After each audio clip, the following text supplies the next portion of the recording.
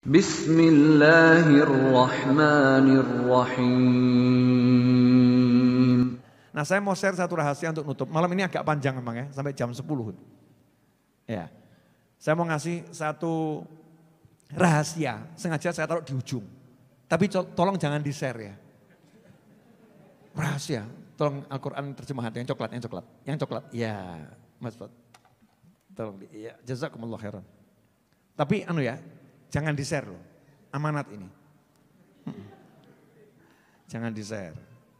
Karena kalau di-share nanti banyak orang bahagia. Banyak orang bahagia. Pemirsa di rumah, ya tolong perhatikan betul apa yang akan saya sampaikan ini karena Anda akan terperangah. Buka surat Ghafir, surat ke-40. Ya, buka surat Ghafir. Yang punya aplikasi di handphonenya buka surat Ghafir. Surat yang ke-40. Udah? Kalau di sini halaman 467. Ya, coba. Surat Ghafir. Lihat ayat yang ke-7 dan ayat yang ke-8. Ayat 7 dan 8 serta 9. Ayat 7, 8, 9 surat Ghafir. Coba Ustaz Ali Maksum dibaca. Nanti kelamaan sudah. Dibaca masing-masing di handphonenya dan di Al-Qur'annya masing-masing ya. Udah siap? Mau saya jelaskan ini? Kalimatnya begini wahyunya Allah Ta'ala. A'udzubillahi minasyaitonirrajim. Bismillahirrahmanirrahim. Alladzina yahminunal arsya wa man haulahu. Ini saya enggak ngaji ya. Saya bukan mau baca Al-Quran, tapi saya mau menjelaskan terjemahannya dan isinya. Alladzina yahminunal arsya. Malaikat-malaikat yang memikul arsy. Memikul arsy. Arsy ini makhluk Allah yang besarnya luar biasa. Jadi harus diketahui arsy itu makhluk. Arsy itu ciptaannya Allah. Yang besarnya luar biasa. Dan arsy ini ada yang mikul. Ada yang mikul. Nah yang mikul ini malaikat khusus. Malaikatnya dikatakan kepalanya di arsy, kakinya di dasar bumi. Bisa kita bayangkan tuh malaikatnya gedenya seperti apa, enggak usah dibayangkan, sirahmu jeblok. Enggak kuat kepalanya. Ini di luar kemampuan kita ya.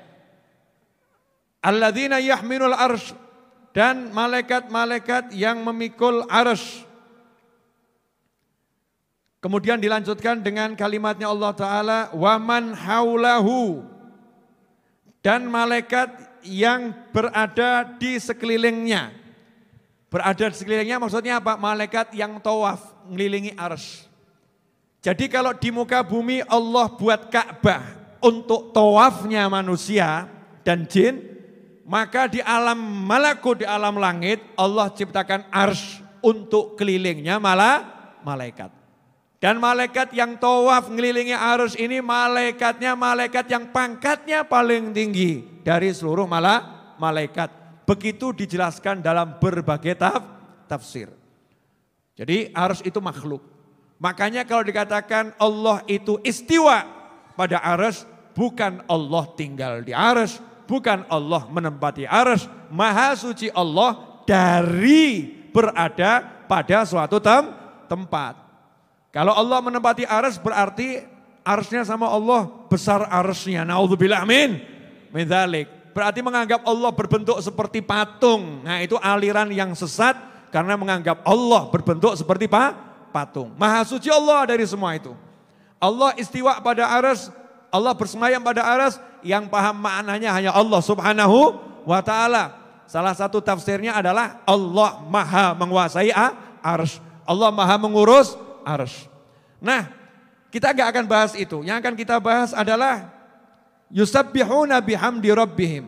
Tugasnya malaikat yang keliling tadi hanya bertasbih dan tahmid, muja-muji Allah Subhanahu wa Ta'ala. Wa yu'minuna bihi, dan mereka beriman kepada Allah Subhanahu wa Ta'ala. Wa yastaghfiruna lilladzina amanu. Ini poin penting. Apa poin pentingnya? Wa yastaghfiruna lilladzina amanu. Dan malaikat-malaikat tadi yang pangkatnya paling tinggi, malaikat yang keliling arsy yang jumlahnya sampai sekarang kita enggak tahu. Jumlahnya unlimited, Anda kalau baca tafsir nanti yaitu sirah jeblok enggak kuat ngitung jumlah malaikat itu, saking banyaknya. Semua malaikat tadi wa yastaghfiruna, selain tasbih, tahmid, muji Allah Ta'ala, malaikat tersebut istighfar, mintakan ampun lilladzina amanu, untuk orang-orang yang beriman. Saya mau nanya, jenengan termasuk mukmin atau enggak mukmin?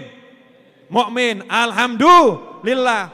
Anda mukmin, saya mukmin. Saat ini kita melek maupun kita tidur, kita begadang maupun kita tidur, kita bekerja maupun kita sholat, ada yang udah Allah siapkan untuk mintakan ampun buat kita semua. Dan yang mintakan ampun bukan sembarang malaikat, malaikat yang pangkatnya paling tinggi, yang mikul arsy dan yang mengelilingi arsy. Semuanya mintakan ampun, ya Allah, ampuni orang-orang yang beriman.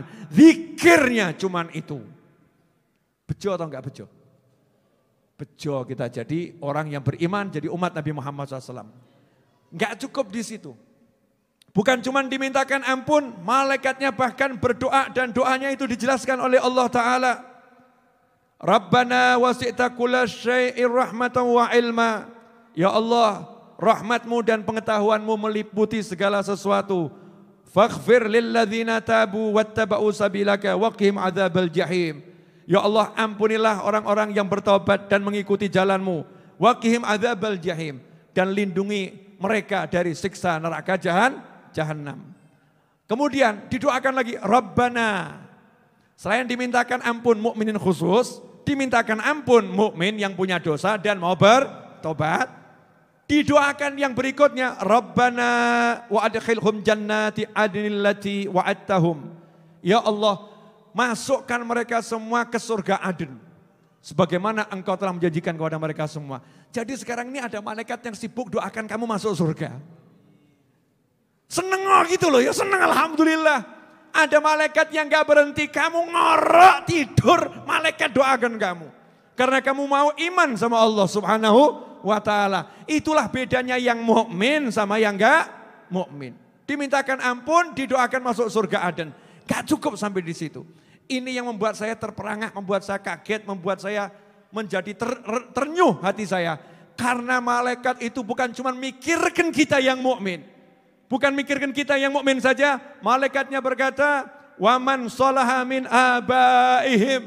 Ya Allah, tolong masukkan surga juga orang-orang tuanya, leluhurnya yang soleh, yang iman sama kamu, ya Allah.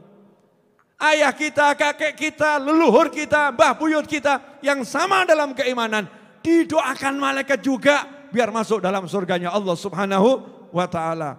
Kemudian malaikatnya nambahin lagi, wa azwajihim. Dan pasangan hidup mereka, ya Allah. Kalau seorang istri, suaminya masukkan surga, ya Allah.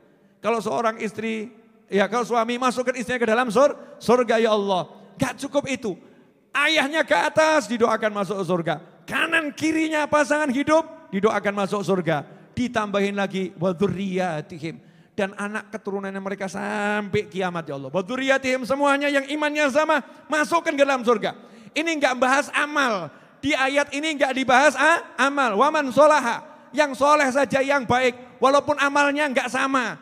Kalau kita ahli tahajud luar biasa. Orang tua kita enggak ahli tahajud. Anak kita enggak ahli tahajud.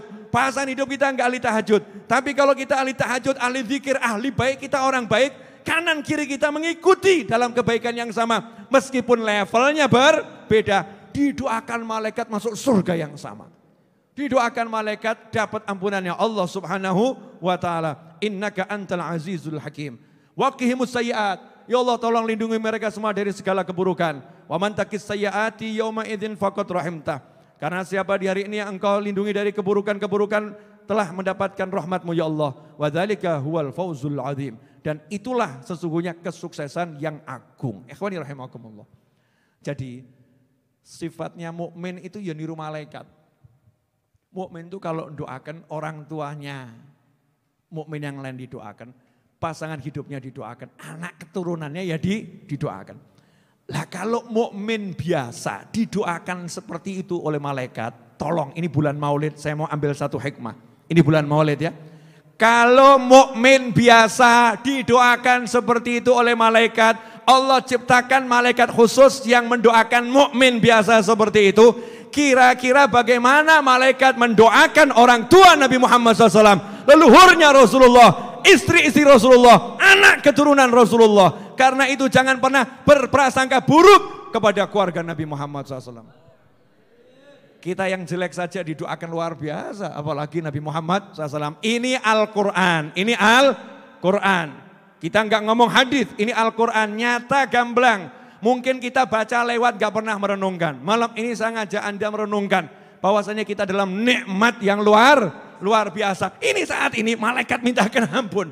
Kita ngelamun dimintakan ampun sama malaikat. Dan doanya malaikat gak ditolak oleh Allah Subhanahu wa ta'ala. Itulah yang namanya asbab. Jadi Allah ngampuni, udah dimintakan ampun malaikat kok. Orangnya tidur, iya dimintakan ampun oleh malaikat, aku ampuni dia. Nikmatnya luar biasa. Jadi malam hari ini silahkan Anda tidur, gak usah tahajud. Ngono, ngawur awakmu.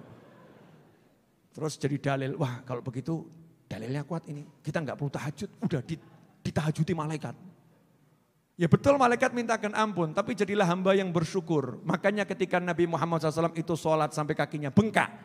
Ditanya oleh Sayyidatuna Aisyah radhiyallahu ta'ala anha, kenapa engkau sholat sampai kakimu bengkak ya Rasulullah? Sedangkan engkau ini nanti yang buka surga ya engkau, dijamin masuk surga engkau. Kalau bukan karena engkau enggak diciptakan jagat raya alam semesta. Tapi kenapa engkau tetap sholat sampai bengkak? Jawaban Rasul, afala akunu abdan syakura. Apakah aku yang mendapatkan keistimewaan seperti itu?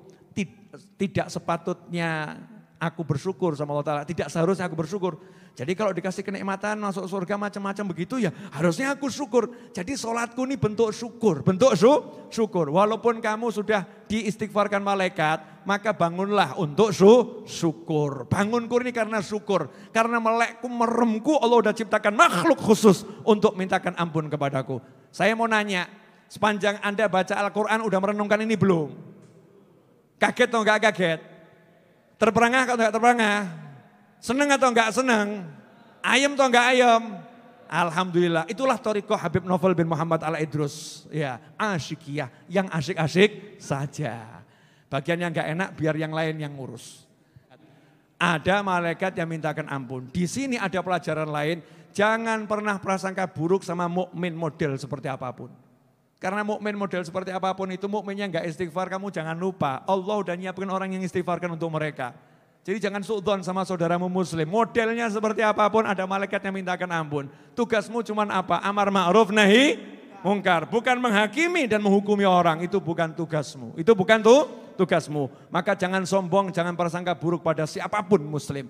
Karena mereka semua dimintakan ampun oleh malaikat. InsyaAllah berkah manfaat. Kurang lebih mohon maaf. Mudah-mudahan kita dicatat sebagai anak yang berbakti pada orang tua. Amin Allahumma amin.